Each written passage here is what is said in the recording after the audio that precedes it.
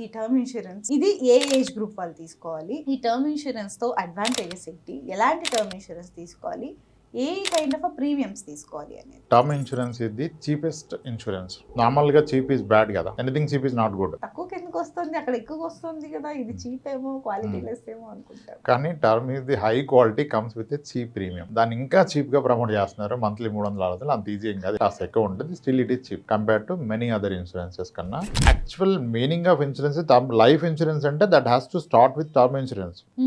మనకి ఇండియాలోనే majority endowment traditional ఉండి టర్మ్ తక్కువ ఉంటుంది, కానీ మీకు most of the developed nations లో life insurance is just term insurance. మన దగ్గరే డిఫరెంట్ గా ఉంటుంది.